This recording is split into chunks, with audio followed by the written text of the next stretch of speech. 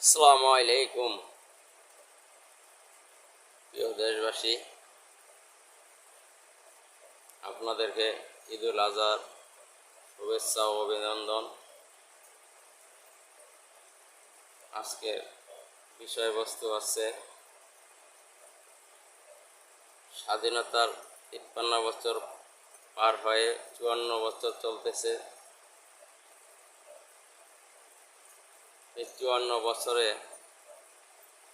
বাংলাদেশে যে সমস্ত রাজনৈতিক দল আমরা দেখেছি, যারা দেশ পরিচালনা করেছেন, তারা এদেশের মানুষকে কিছুই দিতে পারেন নাই। দিতে পেরেছেন বাংলাদেশকে বিশ্বের দরবারে ৫ বার চোরের রাষ্ট্র হিসাবে চ্যাম্পিয়ন করেছেন। ঘুষ, দুর্নীতি, অনিয়ম, দলীয়করণ, টেন্ডারবাজি, গুম, হত্যা, নির্যাতন, জুলুম, আয়নাঘর, এগুলো মানুষকে উপহার দিয়েছেন। শান্তি দিতে পারেন নাই। প্রতিহিংসা পরায়ণ রাজনীতি করেছেন।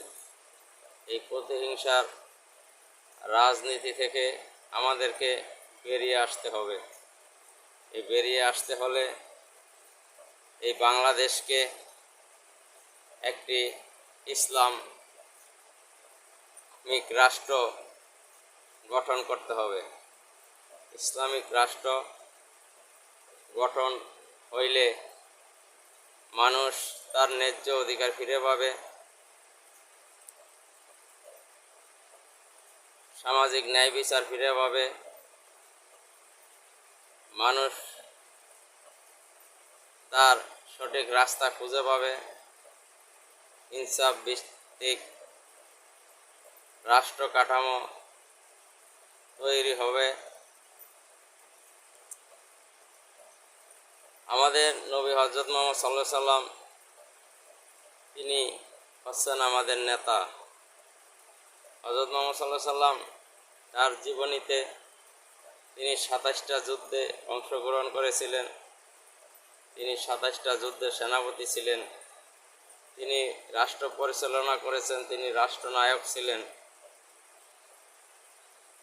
আমাদের দেশের প্রসিদ্ধ রাজনীতি তো হযরত মুহাম্মদ সাল্লাল্লাহু আলাইহি সাল্লামের রাজনীতি চলে না, চলে আব্রাহাম লিঙ্কন